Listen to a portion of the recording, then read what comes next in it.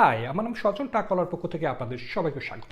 আজকে এই ভিডিওতে আমরা তুলে ধরব পোল্যান্ডে কিভাবে বাংলাদেশিদের গোড়াপত্তন হলো। দেখুন, পোল্যান্ড এবং বাংলাদেশের সম্পর্ক কিন্তু সেই পুরনো, সেই স্বাধীনতার পর থেকেই। পোল্যান্ড হলো আপনার one of the first countries যারা আমাদের স্বাধীনতার স্বীকৃতি জানিয়েছিল ভুটান এবং ইন্ডিয়ার পরেই। হ্যাঁ, তো দেখুন, ইমিডিয়েটলি স্বাধীনতার পরে পোল্যান্ড বাংলাদেশে একটি অ্যাম্বাসি স্টাবলিশ করেছিল।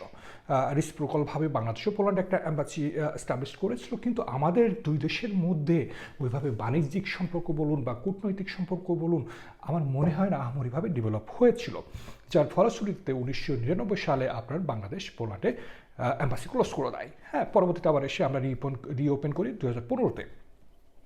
আর আপনার পোল্যান্ড বাংলাদেশে অ্যাম্বাসি ক্লোজ করে দেয় 2008-এ। শুধু বাংলাদেশে না, আরও অনেক দেশেই তারা পোল্যান্ড ডিপ্লোম্যাটিক মিশন ক্লোজ করে দেয় আপনার সেঙ্গেনে ঢোকার পর থেকে। তো সেইভাবে বাংলাদেশেও তারা বন্ধ করে দেয়। কিন্তু পোল্যান্ডের সাথে বাংলাদেশের সাথে পোল্যান্ডের কিন্তু সবসময় একটা বন্ধুত্বপূর্ণ সম্পর্ক রয়ে গেছিল। সো আমরা যদি আমাদের গোড়াপত্তনকে এরাতে ভাগ করি, তাহলে আমাকে বলতে হবে যে 1972 সাল থেকে 2004 পর্যন্ত একটা যুগ। হ্যাঁ, এই যুগে পোলিশ সরকার বাংলাদেশিদের আপনার কী দিত? স্কলারশিপ দিত, স্টাডি স্কলারশিপ দিত। তো ওই সময় অনেক স্কলার বাংলাদেশ থেকে এসেছিলেন, যারা পড়াশোনা করতে এসেছিলেন। অনেকে আছেন ডক্টর, ইঞ্জিনিয়ার, এখানে প্রতিষ্ঠিত ডক্টরও আছেন, তাদের হসপিটালও আছে। আমার পরিচিত আঞ্জুম ভাই, উনি গার্মেন্টসের বিজনেস করেন পোজনানে, উনি এসেছেন আমারও জন্মের আগে, 83-তে সম্ভবত উনি এসেছেন। মঞ্জুর ভাই, তার সাথে আমার খুব ভালো সম্পর্ক। 1976 সালে উনি পোল্যান্ডে এসেছেন। হ্যাঁ, তো সেই থেকে আছেন। আমি শুনেছি উনি আরও কাউকে ছিলেন যারা 72-73-এই আপনার পোল্যান্ডে আসছেন, তারা এখনও পোল্যান্ডে আছেন। সো এখানে ওখানে তারা বিচ্ছিন্নভাবে আছেন, আমরা তাদেরকে সচরাচর দেখি না। কিন্তু এই যে গ্রুপ, এই পিরিয়ডে যারা এসেছিলেন, তারা কিন্তু মূলত স্কলার। তারা অনেকে পোল্যান্ডে পড়াশোনা শেষ করে থেকে গেছেন, অনেকে চলে গেছেন অন্য দেশে, কিন্তু আপনি খুঁজলে এখনও তাদেরকে পাবেন। এরপরে আরেকটা গ্রুপ যারা পোল্যান্ডে এসেছিল, সেটা হলো 2004 থেকে 2008 পর্যন্ত মনে করুন। হ্যাঁ, এই পিরিয়ডটা হলো আপনার ইউরোপিয়ান ইউনিয়নে ঢোকা থেকে সেঙ্গানে ঢোকার টাইমটা। এই সময় অনেক বাংলাদেশি এখানে এসেছিলেন। আসার পরে অনেক বাংলাদেশি আবার এখান থেকে চলেও গেছেন ইউরোপের অন্য দেশে। এদের মধ্যে থেকে আপনি যদি আজকে গোড়াপত্তন একটি জিনিস পোল্যান্ডে, কিন্তু আমাদের আমাদের অর্থনৈতিক সমৃদ্ধি যেটা হয়েছে, তারা কিন্তু এই পিরিয়ডে যারা এসেছিলেন 2004 থেকে 2008, এই সময়ের লোকরাই মূলত এটা করেছেন। অনেকে চলে গেছেন, অনেকে যেতে পারেননি, বা অনেকে হয়তো আপনার জেলি পার্টি বলে অনেক একটি গ্রুপ আছে এখানে। আমি প্লিজ এটা নেগেটিভভাবে নেবেন না। তারা অনেক কষ্ট করে আপনার পোল্যান্ডে স্ট্রাগল করে কাবাবের দোকানে কাজ করতে করতে আস্তে আস্তে পরে এসে তারা বিজনেসটা দিয়েছেন। সেখান থেকে কিন্তু আমাদের সমৃদ্ধি হয়েছে, অর্থনৈতিক সমৃদ্ধি যদি বলি। হ্যাঁ, তো আমি এই 2004 থেকে 2008-এর মধ্যে যারা আসছেন তারা একটা গ্রুপ। এরপরে আরেকটা গ্রুপ হতে পারে আপনার 2009 থেকে বা 10 থেকে 2015-16 পর্যন্ত। এর মধ্যে যারা এসছেন, তারা অনেকে এসছেন হলো পোল্যান্ডকে ট্রাই করতে। হ্যাঁ, যেমন আমি 2012-তে এসেছিলাম, আমি পড়াশোনা করতে এসেছিলাম। আরও অনেকে আসছেন। আমার মনে আছে 2012 সালে আপনার মাত্র 12 জন স্টুডেন্ট, আমি যদি ইউনেস্কো স্ট্যাটিস্টিক্স থেকে বলি, 12 জন স্টুডেন্ট 2013-তে 15 জন স্টুডেন্ট পোল্যান্ডে পড়াশোনা করতো, বাংলাদেশি স্টুডেন্ট। হ্যাঁ, আরও অনেকে এসছেন, কাজের বিষয়তে এসছেন। আমি পরে তো আমার এখানে নাজিম ভাই আছে, উনি এসছেন 2010-এ। উনি উড ফ্যাক্টরিতে কাজ করতে এসেছেন। এরকম নাকি শশ লোক ওই সময় এসছেন, কিন্তু কেউ থাকেনি, তারা অন্য দেশে চলে গেছে। সো এই পিরিয়ডটা হলো আর একটা টেস্টিং পিরিয়ড। 2009 থেকে 15 এই পিরিয়ডে অনেকে এসছেন, অনেকে থেকে গেছেন। যারা থেকে গেছেন তাদের মধ্যে আমি আছি। ওইদিকে হামিম রাসেলকে আপনি দেখেছেন, আমাদের জাবেদ আছে যে আপনার ড্রাইভিংয়ের ক্লাস করাচ্ছে। সো এরকম কিছু কিছু লোক আমরা যারা পড়াশোনা করে থেকে গেছি। হ্যাঁ, এরপরে 2016 থেকে আরেকটা পিরিয়ড আসছে, সেটাকে আপনি বলতে পারেন কাবাব পিরিয়ড। হ্যাঁ, এই সময় অনেক অনেক লোক বাংলাদেশে এসছেন আমাদের কাবাব সেক্টরের উন্নতির কারণে। এখানে একটা আপনার কি হয়েছে, মানুষের কাজ করার একটা জায়গা তৈরি হওয়ার পরে, বাই দ্য বাই, এটা ওয়ার্ড অফ মাউথ তো আপনার স্প্রেড হতেই থাকে। সো এটা শুনে তারা এসছেন। সো 2016 থেকে আপনি মনে করতে পারেন প্যান্ডেমিক পর্যন্ত একটি পিরিয়ড। এই পিরিয়ডে যথেষ্ট পরিমাণে লোক ঢুকেছেন পোল্যান্ডে, অনেকে থেকেছেন, অনেকে চলে গেছেন, বাট মেজরিটি এখানে থেকে গেছেন সোর্স অফ ইনকাম থাকার কারণে। আর এখানে লাইফস্টাইল বলতে পারেন কম্পারেটিভলি আপনার অন্যান্য ইউরোপিয়ান কান্ট্রির থেকে একটু বেশি সিকিউর। হ্যাঁ, এখানে আপনার আপনি ঝঞ্ঝাট দেখবেন না, এত মারামারি পেঁচাপেচি এগুলো দেখবেন না। হ্যাঁ, মানুষ রিল্যাক্সডভাবে এখানে থাকে। সো অনেক লোক এই পিরিয়ডটাতে থেকে গেছেন। তো আপনি এখন দেখুন প্রথম সারিতে 2004 থেকে 8 এই সময় যারা আপনার পোল্যান্ডে এসেছিলেন তারা, বা এর পরবর্তীতে আমরা যারা টেস্টিং পিরিয়ডে যারা আসছি, তাদের মধ্যে কিছু লোক আপনার কাবাব বিজনেস স্টার্ট করেছিলেন। হ্যাঁ, তারা কি হয়েছে কি, আগে প্রথমে কাজ করতেন ছোট ছোট ওই দোকানে কাজ করতেন, বা টার্কিশ বা আপনার লেবানিজ যারা আছে তাদের কাবাব শপে কাজ করে তারা 11-12 এইদিকে এই সময়ে তারা নিজেরা কাবাব দেওয়া স্টার্ট করলেন। তারপরে আপনার আমরা কি করলাম, আপনি যদি ঢাকা কাবাবের কথা বলেন, সিদ্দিক ভাইরা তারা কি করলো, কাবাবের কনসেপ্টকে, বা নান্নু ভাইরা কাবাবের কনসেপ্টকে তারা একটু চেঞ্জ করলো, কাবাবকে বোটকা থেকে বের করে এনে একটু রেস্টুরেন্ট আকারে আপনার চালানো শুরু করলো। হ্যাঁ, এই যে এইটা দেখে হলো কি, আপনি মানুষের মধ্যে একটা রেভলিউশন টাইপের তৈরি হলো, ইকোনমিক রেভলিউশন বলতে পারেন এটা। হ্যাঁ, এরপরে যারা আপনার 16, 17, 18, 19 এই সময়টাতে যারা এসছেন, তারা এই যে আপনার সেমি রেস্টুরেন্ট স্টাইল কেবাব রেস্টুরেন্টকে কপি পেস্ট করে, স্ট্যান্ডার্ড কপি পেস্ট করে তারা একটার পর একটা বাড়াতে থাকবেন। আমি 2019-এ যখন প্রথম কেবাব শপ দিয়েছি, পোজনাই দিয়েছিলাম, ওরকম সময় আমাদের যদি নমি ভাইয়ের কথা বলেন, ফার্স্ট কাবাব, হ্যাঁ, তারা কিন্তু নমি ভাই আসতে মনে 2004 অথবা 5, আমি ঠিক জানি না।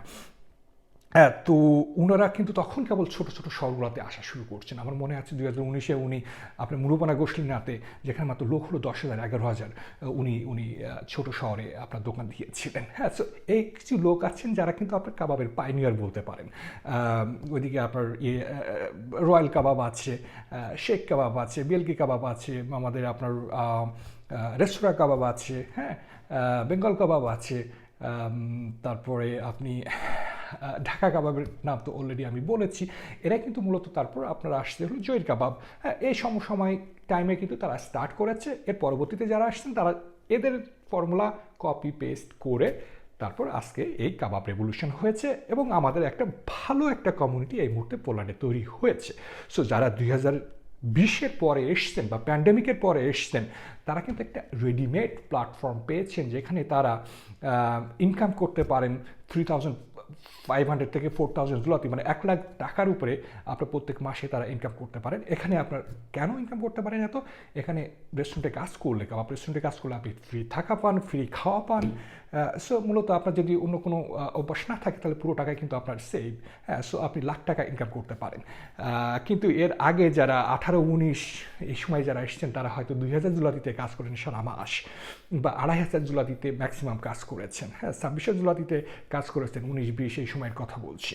হ্যাঁ, এখন এসে আপনারা দেখুন একটা রেডিমেড প্ল্যাটফর্ম পেয়েছেন, আপনি সেটেলড একটা ফাউন্ডেশন পেয়ে গেছেন, যেখানে কমিউনিটি অলরেডি কষ্ট করে আপনাদের জন্য একটা ইকোনমিক সেক্টর দাঁড় করিয়ে ফেলেছেন। সেখানে এসে আপনারা স্টার্ট করছেন। হ্যাঁ, অ্যাটলিস্ট যে এই যে সাহসটা যে আমাদের বড় ভাইরা স্টার্ট করেছিলেন, আমরাও করলে পারবো, এই সাহসটা কিন্তু আপনাদের জন্য অনেক বড় একটা ক্যাপিটাল। সো আমি সামারি করি বাঙালির গোড়াপত্তন পোল্যান্ডে। আজকে থেকে হয়তো 10 বছর 20 বছর পরে পোল্যান্ডের অবস্থা এরকম থাকবে না, কারণ এখন যে পরিমাণে লোক আছে 20,000 প্লাস আমরা এস্টিমেট করি, এটা কিন্তু প্রত্যেক বছর বাড়বে। হ্যাঁ, যেমন এখন আপনি অনেক লোক আছে যারা এলিজিবল হয়েছে তাদের পরিবারকে পোল্যান্ডে আনার। হ্যাঁ, তাদের যদি একজন ওয়াইফ বা হাজব্যান্ড থাকে, সাথে 1 বা 2 করে যদি বাচ্চা থাকে, তাহলে প্রত্যেক বছর কিন্তু এই এস্টিমেশনটা আমাদের যে এখন 20,000 আছে, এটা কিন্তু 40, 50, 60,000-এ পৌঁছে যেতে পারে। সো আপনি আজকে এই ভিডিও দেখে পোল্যান্ডের যে সিচুয়েশন দেখতে পাচ্ছেন, 10 বছর পরে পোল্যান্ডের সিচুয়েশন কমপ্লিটলি ডিফারেন্ট হবে। বাংলাদেশি খুব স্ট্রং এবং বড় একটা কমিউনিটি এখানে তৈরি হবে। সো সেই হিসাবে আমাদের মনে হয় আমাদের ইতিহাস জানা উচিত। আমাদের জন্য আগে যারা এখানে কষ্ট করে আমাদের জন্য একটা গোড়াপত্তন বা সোসাইটি, বেঙ্গলি সোসাইটির কমিউনিটির একটা অর্গানাইজড ফর্ম হিসাবে দাঁড় করেছেন, তাদেরকে আমাদের রেসপেক্ট করা উচিত, এবং এই কমিউনিটিকে আরও কীভাবে বেটার করা যায় আগে যা হয়েছে ভাই, ভালো মন্দ তো থাকবেই। যখন আপনি কোনো কিছু ট্রাই করেন তখন কিন্তু অনেক কিছু আপনি সার্ভাইভ করার জন্য অনৈতিক কিছু কাজ আপনি করে ফেলেন। হ্যাঁ, তার মানে এই না যে আপনি একবার করেছেন বিধাকে এটাকে কন্টিনিউ করে যেতে হবে। আপনি এটা আস্তে আস্তে আস্তে আস্তে কিন্তু এটা বেটার করা যেতে পারে। নতুন আইডিয়া আপনি নিয়ে আসতে পারেন। ইয়াং জনগণ এখন যারা আসছেন তারা মিলেনিয়াল বা আপনি মনে করেন এখন জেনজি বলছে, তারা হলো আমাদের থেকে, তারা ডিফারেন্টলি থিঙ্ক করে, তাদের চিন্তাভাবনা আমাদের থেকে ভিন্ন। তারা হয়তো আমাদের এই কমিউনিটিকে, আমাদের কার্যক্রমকে আরও বেটার করবেন। আমরা এখন শুধু ফুড সেক্টরে আছি, হয়তো তারা একটা নতুন একটা সেক্টর তৈরি করবেন। অনেকে আছেন যারা আপনার ওয়েল্ডার হিসাবে বা ফ্যাক্টরিতে কাজ করছেন, অনেকে আছেন যারা আপনার এখানে উবার বা ড্রাইভিং, ফুড ডেলিভারিতে কাজ করছেন। অনেক স্টুডেন্ট আছেন যারা থেকে গেছেন, তারা পড়াশোনা করে ভালো ভালো পজিশনে আপনার লাস্ট 4-5 ইয়ার্স 6 ইয়ার্সে আমি বলি তারা কাজ করছেন। হ্যাঁ, তো এখানে আপনি যদি পড়াশোনা করতে আসেন, অফকোর্স আপনার ফিউচার আছে। আপনি যদি কাজ করতে আসেন, অফকোর্স আপনার ফিউচার আছে। অ্যাটলিস্ট আপনি শান্তি আছে অন্য অন্য ইউরোপিয়ান কান্ট্রি থেকে এখানে। হ্যাঁ, সেদিক থেকে আমার বলা যায় পোল্যান্ডের যে সেকেন্ড এরা থেকে 2004 থেকে 8 এবং 8 থেকে আপনার 15-16 এর মধ্যে যারা এসে কাবাব সেক্টরকে দাঁড় করিয়েছেন, আমি সবসময় তাদেরকে স্যালুট করব। সবসময় তারা আমার কাছে একটা মানে পাইনিয়ার স্টাইলে, পাইনিয়ার স্টেজে যারা ইনিশিয়েটর হিসাবে সবসময় আমার তাদের প্রতি আমার কৃতজ্ঞতা বোধ থাকবে। এবং আমি তাদের কাজকর্ম সম্পর্কে কোনো আপনার কমেন্টস করতে বলছি না, বা আমি আপনার তারা কেমন লোক সেটা নিয়ে আমি তর্ক বিতর্কে যাচ্ছি না, বাট তারা একটা স্টেজ ক্রিয়েট করেছে আমাদের জন্য, যেটার উপরে দাঁড়িয়ে আমরা সামনে এগোতে পারছি। সো সেই হিসাবে অ্যাটলিস্ট তারা আমাদের কাছে সবসময় রেসপেক্টেড হয়ে থাকবেন। অ্যাটলিস্ট আমার কাছে থাকবেন, আমি আশা করি আপনার কাছে থাকবেন। সো এটা হলো আমার শর্ট একটা সামারি বাংলাদেশিদের কীভাবে পোল্যান্ডে গোড়াপত্তন হলো। তো আপনি যদি এর থেকে আমার থেকে বেশি তথ্য কালেক্ট করে থাকেন এই ব্যাপারে, অফকোর্স প্লিজ কমেন্ট করবেন। এবং বড় ভাইরা যারা এই ভিডিও দেখছেন, তারা যদি আমি কোনো কিছু ভুল করে থাকি বা ভুল বলে থাকি, দয়া করে আমাকে মাফ করে দেবেন। কারণ আমি অনেক বিক্ষিপ্ত ঘটনা শুনে একটা ভিডিও বানাচ্ছি। সো অনেক কিছু হয়তো আমি মিস করে গেছি, বা অনেকে আছেন যাদের নাম হয়তো আমি মিস করে গেছি। হ্যাঁ, যারা এই পাইনিয়ার স্টেজে কাজ করেছেন, তো তাদের প্রতি আমি ক্ষমাপ্রাপ্তি। অফকোর্স আমি ভবিষ্যতে আরও তথ্য সংগ্রহ করে এই ভিডিওটাকে হয়তো আর একটা সেকেন্ড পার্ট বানাতে পারি। তো আমি স্বজন টাকলার পক্ষ থেকে আপনাদের সবাইকে আবারও শুভেচ্ছা, থ্যাংক ইউ, নমস্কার, তবিজেনিয়া, খোদা হাফেজ।